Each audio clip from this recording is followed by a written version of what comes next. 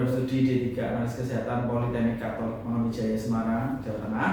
Saat ini saya sedang proses mengikuti sertifikasi dosen gelombang 1 yang diselenggarakan oleh Kemendikbudristek tahun 2025. Pada kesempatan pagi ini saya akan melakukan penyusunan dokumen pernyataan diri dosen dalam unjuk kerja Tridharma Perguruan Tinggi.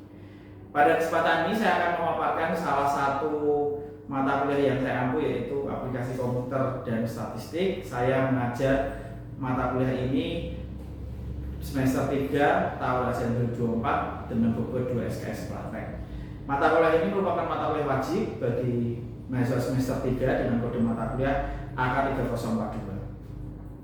Setelah mengikuti perkuliahan selama 1 semester, mahasiswa diharapkan mempunyai pemahaman yang benar mengenai aplikasi komputer dan cara kerja komputer secara umum. Mata kuliah ini juga menjadi dasar untuk melakukan pengolahan data yang digunakan dalam tugas akhir mahasiswa, sehingga mata kuliah ini sebagai pendukung untuk menyelesaikan karya tulis mahasiswa. Pengolahan data yang digunakan saat ini menggunakan software bantuan SPSS. Selain penggunaan SPSS dalam pengolahan data, mahasiswa juga diharapkan mampu mengambil kesimpulan atau menarik kesimpulan berdasarkan fakta-fakta empiris sehingga menjadi informasi yang berguna. Untuk kegiatan prakteknya, mahasiswa akan melakukan pengolahan data secara langsung, mulai dari instalasi program SPSS, mengisi data, menyusun data, kemudian hingga membaca hasil interpretasi data dari SPSS. Untuk capaian pembelajaran di mata kuliah komputer dan statistik ini adalah CPMK yang pertama, mahasiswa mampu memahami cara kerja komputer sebagai dasar, sedangkan CPMK kedua, mahasiswa mampu memahami peran dan fungsi hardware, software maupun firmware. Kemudian CPMK ketiga, mahasiswa mampu memahami fungsi dasar Microsoft Excel yang akan berkaitan dengan program SPSS sebagai dasar. CPMK keempat, mahasiswa mampu memahami dan menjalankan fungsi dasar SPSS, dan tentunya memang luaran dari mata kuliah ini mendukung mahasiswa dalam penyelesaian tugas akhir, khususnya di bidang pengolahan data. Untuk penilaian mata kuliah ini memiliki 4 komponen utama. Yang pertama adalah presensi dengan bobot 10%, kemudian tugas dengan bobot 20%. Tugas ini dibagi menjadi dua tugas besar, yang pertama sebelum UTS dan sebelum UAS. Kemudian untuk bobot ujian tengah semester dan ujian akhir semester berbobot masing-masing 35%. Penilaian akan dilakukan secara objektif berdasarkan indikator seperti ketepatan, penguasaan materi, dan partisipasi aktif dari mahasiswa. Oleh karena itu, mari kita lanjutkan dalam satu video pembelajaran yang akan saya sampaikan sesuai dengan RPS yang diberikan. Selamat menyaksikan. Oke, selamat pagi teman-teman semuanya. Gimana kabarnya hari ini? Ada kata-kata hari ini? Ya, teman-teman semuanya, di pagi yang cerah ini kita akan melanjutkan materi kita tentang keamanan komputer. Jadi ini adalah pertemuan ke-7 kita sebelum UTS, dan mungkin teman-teman kok keamanan komputer ya, apa yang mau dibahas ya. Nah, satu pertanyaan sederhana yang mungkin bisa dijawab gitu ya. Apakah komputer kalian, teman-teman semuanya, bisa dikatakan aman? Kok bisa tahu enggak, kenapa? Ada manusia yang tak balik. Menurut kalian komputer yang paling aman itu komputer yang seperti apa? Menurut kalian tuh, kalau komputer nggak aman berarti nggak usah pakai komputer dong. Gimana? Ada nggak bisa kasih contoh saya komputer yang aman menurut kalian? Ya, ada kata saninya. Ada lagi, padahal kata sani bisa dibobol. Ada maksudnya bisa dibobol. Nah, tak jadi cara maksudnya. Face ID bisa juga. Jadi sama aja sih. Jangan pakai laptop-laptopnya, nggak boleh. Jadi teman-teman, semua cara itu bisa diakali. Sorry ya, kalau kita belajar suka nonton film dan bicara soal Face ID, face recognition itu gak apa-apa. Maka kalau saya ngomong komputer kita dapat 100% itu aman bisa. dimasukkan di lemari, dikunci komputernya.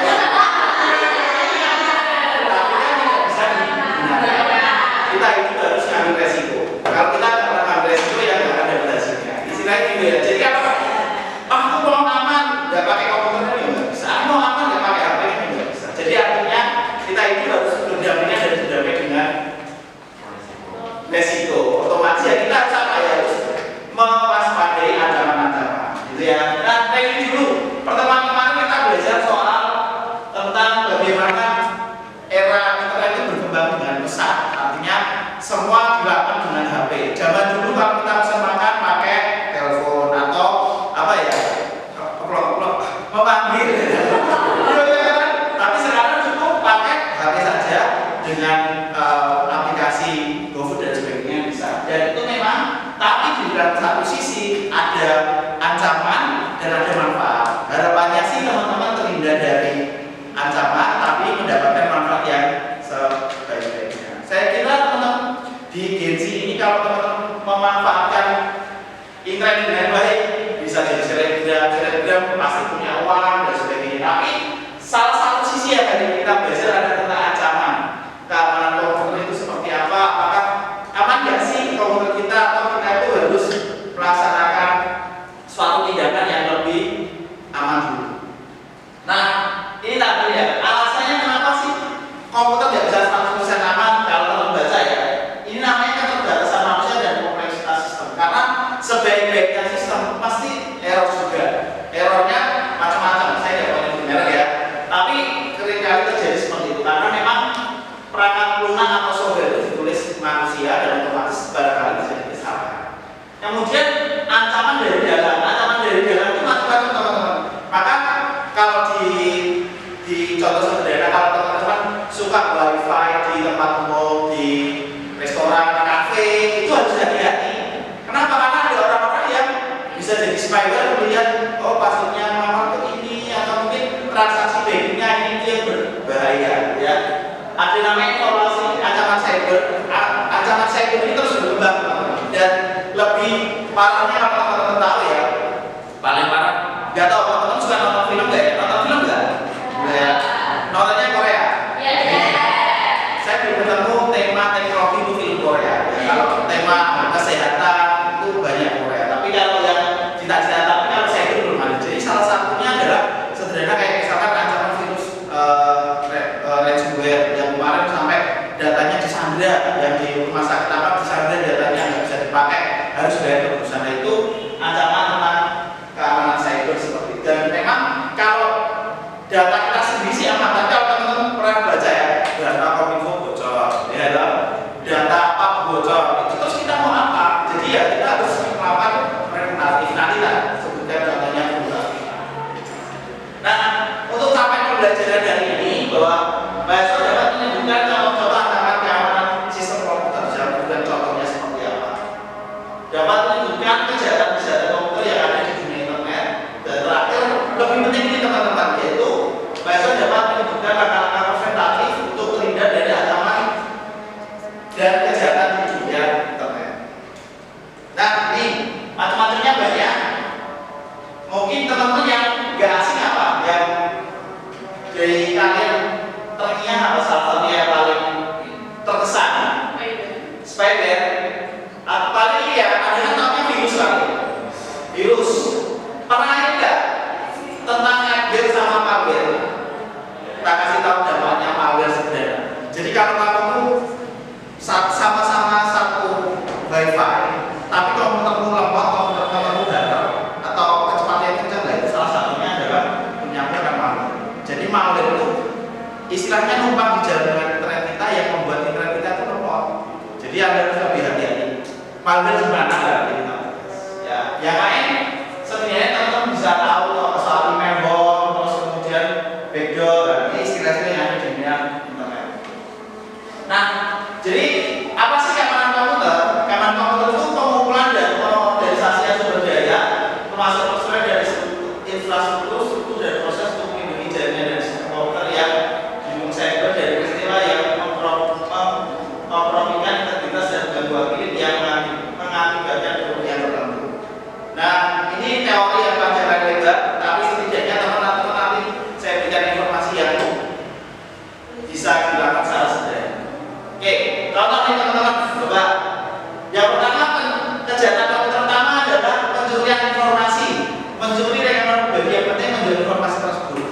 saya bilang maka teman-teman kalau mau jual HP tolong hati-hati.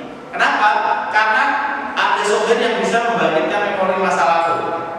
Nggak percaya ya? Saya pernah pinjam flash disk yang mahasiswa, tak coba kapasitasnya waktu itu cuma 2 GB atau 4 GB. Ketika tak pakai software itu bisa melihat memori dia yang pernah dihapus di flashnya itu. Percaya nggak? Ya saya pernah mengalami soalnya. Jadi flashnya itu tak lihat semua adalah file-filenya aja.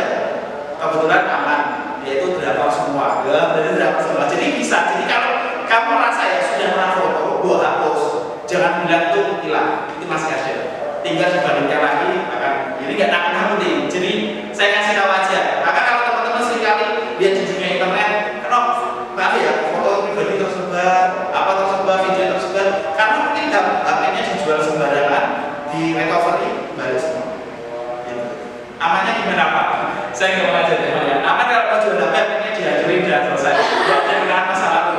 Tapi kan nanti kelihatan semua muncul gitu ya. Apalagi sejak digital, sejak digital banyak kali juga. Oke, yang pertama nanti terus tindakannya apa Pak? Ya hati-hati dengan kontennya kita aja. Penipuan di internet saya harap teman-teman tidak alami ada penipuan saat pelelangan, kemudian coba tanya Anda mengalami pembayaran yang tidak dikirim, sudah bayar tapi tidak dikirim barangnya. Pernah ya? Kalau seringkali yang terjadi kalau teman-teman itu kalau nggak pakai pihak ketiga kan terjadi seperti itu. Biasanya saya sebut merek ya, biasanya terjadi di Facebook. Dan itu memang beli apa kirimnya apa. Tapi kalau kita pakai pihak ketiga, marketplace, saya sebut aja lah pakai pihak Shopee, kita masih bisa atur, gitu ya. Kalau penipuan kartu kredit atau kartu debit mungkin teman-teman belum punya, kalian baru punya kartu debit, kartu kredit mungkin tidak punya. Ya, mungkin paham aja. Penipuan investasi kepercayaan ya ini teman-teman. Ini juga menjadi kejahatan komputer saat ini. Kenapa? Penipuan identitas itu menjadi masalah. Kenapa? Karena identitasmu itu yang kamu anggap sepele, KTP, data-data sederhana itu akan menjadi sasaran kerja yang bisa dijadi ancaman kita. Contohnya apa? Buat pinjol, ya. Pernah tahu buat pinjol? Hati-hati. Jadi saran saya, jangan berikan identitas itu pada siapapun. Maksudnya gimana ya? Supaya nggak jadikan jaminan pinjol. Tapi sini pinjam sini punyanya apa ya? Ternyata dipinjamkan Shopee Pay letternya terus baru ditaris kalian bayar gitu ya. Maka harus hati. Gitu ya. Lanjut aja waktunya juga mepet. Nah, ada satu lagi yang teman-teman ya, namanya phishing sama skimming. Nanti saya jelaskan. Tapi phishingnya adalah phishing itu contoh skimming. Jadi skimming itu kartunya di di copy digandakan, terus kemudian pinnya dicuri. Di sini ada seperti kamera untuk merekam pinnya kita. Nah, kalau ada, apakah bisa enteng banget? Bisa banget seperti kalau teman-teman ke time zone beli kartu kan itu kan terus kita bayar atau apa 500.000 terus diisikan kok. Dan sebetulnya kan isinya kerja kayak gitu, tinggal di copy bisa. Ya itu hal sederhana. Maka sekarang keamanannya kartu debit itu sekarang pakai chip. Tahu chip yang itu lah, itu yang lebih aman. Kalau yang masih magnetic tape itu gampang. Jadi sekarang semua hampir sudah pakai chip ya. Kalian tahu. Nah, ini teman-teman yang pertama adalah pintu masuk kejahatan saat ini adalah OTP, one time password. Jadi one time password itu masuk ke HP-mu menjadi sesuatu yang penting. Jadi jangan berikan OTP kepada siapapun itu. Jadi mau ngaku-ngaku apapun ya tolong jangan diberikan. Kalau OTP diberikan ya kita nggak bisa apa-apa. Kalau kita komen sama bank X, saya diambil uangnya, setelah ketahuan OTP-nya saya berikan, bank X nggak bertanggung jawab karena itu kesalahan di kita, gitu ya. Jadi yang penting kasih tahu orang tua sekelilingmu, jangan ngasih OTP kepada pihak siapapun. Dan yang menjadi tren saat ini kan kadang nomor WA nggak sama nomor HP. Nah itu jadi masalah. Jadi teman-teman pastikan jangan sampai nomormu hangus ya, seperti itu. Nah ini contoh-contoh tentang link web phishing, contohnya BRI. Kalau mungkin papa mamamu kemarin pernah di WA sama BRI gini, yang terhormat nasabah BRI bulan depan akan diadakan kenaikan biaya yang awalnya 15.000 jadi 150.000. Apakah Anda setuju? Benar toh? Memang kita enggak? Enggak ada. Nanti ada yang ngalami juga. Nanti tanyain setuju atau tidak. Kalau setuju kalian harus ikuti ini. Nah, ternyata dikasih namanya web fake web. Nah, ini tulisannya BRI tapi padahal alamatnya ini tuh mengarah kepada pihak lain dan dicuri datanya. Ini kan isinya apa? User ID, password sama PIN. Jadi kalau saya pakai HP saya aja, pakai punyanya Kristo, pencet-pencet sudah taruh password sama PIN ya transaksinya berhasil. Jadi yang perlu diwaspadai adalah ya orang-orang sekitar. Ya. Nah ini contoh jadi juga di Twitter. Ada yang mainan Twitter di sini? Enggak ya? Anak TikTok ya? Ya tapi saya lebih salah satu yang suka kontak dengan call center yang ada di Twitter. Jadi Telkomsel dan semuanya mereka ada. Tapi ya harus hati-hati dengan palsu-palsu begini. Jadi ternyata saya tanya nih aplikasinya nggak bisa. Ternyata terus kemudian ada yang ngaku-ngaku nggak maju.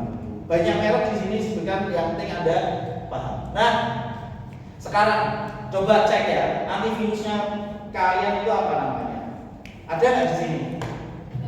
Nggak ada ya? Nggak ada atau nggak tahu? Nggak tahu. Nggak tahu. Itu wanita banget yang cocok. Ada nggak ya di sini? Nggak ada ya. Ini generasi yang los banget ya. Karena harus tahu. Tapi teman-teman kalau pakai Windows itu biasanya dia pakai Windows Defender. Jadi otomatis ada. Tapi ini antivirus additional atau tambahan. Ya. Nah ini yang kita perlu waspadai. Antivirus yang paling bagus itu memang saya sebut di sini nggak perlu yang berbahaya. Tapi yang apa? Ini loh. Update secara rutin. Update secara rutin itu gimana?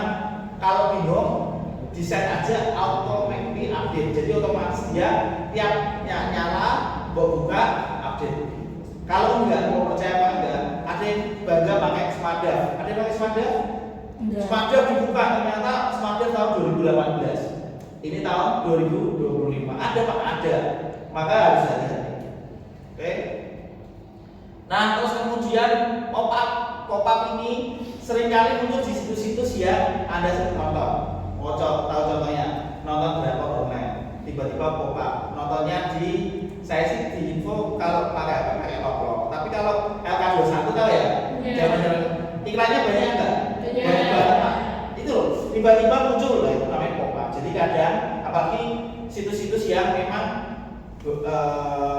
berbau pornografi biasanya banyak gitu ya. YTTA ya. Ya maksudnya memang ini harus berbahaya hati-hati gitu ya. Nah, terus kemudian tadi harapannya teman-teman hati-hati bisa menyebabkan kerugian. Nah, ini yang seringkali flash disk. Ini seringkali juga flash disk itu adalah salah satu cara penyebaran virus yang gampang menyebar di mana-mana. Kenapa? Karena kita nggak aware soal flash disk ini. Jadi coba tanya, kalau flash disk gue masukin langsung gue buka nggak? Ada cara yang sederhana sih. Diklik baru di open seperti itu. Tapi bisa juga di scan antivirus. Tapi memang ribet. Tapi salah satu ini ya aman seperti itu. Jadi paling nggak mau pengen scan terlebih dahulu sebelum buka, gitu ya. Kalau waktu saya sekolah ya baik di perguruan tinggi, virus itu selalu ada di lab komputer. Wah banget lab komputer itu virusnya banyak. Jadi kalau kita ketemu orang yang baru kita kenal ya kita cek aja jangan sampai virus yang dibawa orang itu masuk ke laptop kita. Jadi kita scan aja. Tapi kalau teman-teman sini ya sudah trust gitu ya, nggak usah scan. Ya. Nah ini teman-teman, mengatasi salah satu keamanan komputer itu, salah satunya juga kaitan dengan firewall gitu ya. Firewall itu bahwa memang harus dijaga supaya tidak ada serangan. Dan salah satu juga saya berikan di sini adalah password. Coba ini. Saya ada survei yang membuktikan bahwa passwordnya orang Indonesia itu salah satunya ini 1, 2, 3, 4, 5, 6 sayangku I love you itu rata-rata dipakai gitu. Jadi kalau teman-teman mau password yang sekarang kan dibatasi kayak di modelnya Moteka. Modelnya Moteka itu ada passwordnya harus besar kecil, harus ada tanda baca, ada angka besar kecil. Nah itu untuk meningkatkan keamanan. Kalau passwordnya sederhana gini aja Jadi bisa menebak passwordmu dengan cepat. Nanti cari aja brute force. Nanti menebak ini itu dalam hitungan nggak ada detik langsung ketemu passwordmu apa. Tapi kalau seperti ini udah underscore TK, tapi A besar dan kecil, K besar 35 underscore P dan sebagainya, ini lebih sulit ditebak. Maka teman-teman passwordnya boleh yang unik-unik tapi gampang diingat gitu ya. Misalkan mawar underscore kalian gitu ya. Lo boleh, nggak apa-apa, yang penting dia tahu. Tapi lihat ada kombinasi huruf besar sama kecil dan persennya. Atau teknik polteka underscore 100% misalkan seperti itu, nggak masalah ya. Tapi sekarang keamanannya jauh lebih dijaga ya. Nah ini tadi contoh tentang phishing tadi sama salah satunya ya pakai website yang memang berbahaya seperti ini. Ngakunya Facebook, ngakunya BCA, ternyata dia melakukan pencurian data. Maka salah satu yang dilakukan adalah ini. Data datanya apa berarti teman-teman? Backup datamu. Jangan di flash saja, tapi juga di Google Drive. Saya sebut aja lain upload. Selain Google Drive apa? Tahu nggak? OneDrive, tahu OneDrive? Yang punya Microsoft tapi OneDrive. Kalau kita kan familiar sama Google Drive, gitu ya. Itu teman-teman yang sering terjadi. Jadi tolong hati-hati. Apalagi nanti kalau besok KTI harus hati-hati. Mau ujian proposal atau ujian KTI karya tulis, ya harus terdekat. Jangan cuma di flash saja. Nah ini teman-teman, tiba di akhir perkuliahan kita hari ini. Kesimpulan kita pada hari ini adalah kita harus membangun awareness atau kepedulian terhadap kejahatan komputer. Jangan sampai kita nggak peduli, karena nanti akan merugikan baik kamu atau keluargamu. Loh, penipuan itu kan bisa menyebar begitu luar biasa. Sekarang internet dengan AI itu juga harus hati-hati. Wajahnya siapa, tinggal tempel dan sebagainya. Maka teman-teman harus hati-hati. Yang kedua lagi, jangan asal klik sama atau yes aja. Orang Indonesia kalau dikasih macam-macam dia cuma yes, padahal tidak dibaca. Maka teman-teman sebagai mahasiswa Polteka yang dapat mata kuliah bahasa Inggris ya, dibaca dikit-dikit, jangan langsung yes gitu ya. Kemudian update antivirus, tiap hari diupdate. Nah ini juga ubah password atau PIN secara berkala. Gitu. Nah PIN aja, jangan buat PIN yang gampang ditebak.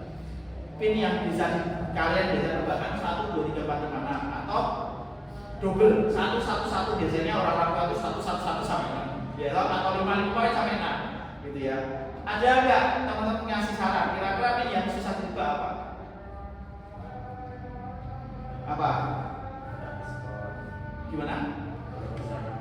Kalau PIN misalnya PIN ATM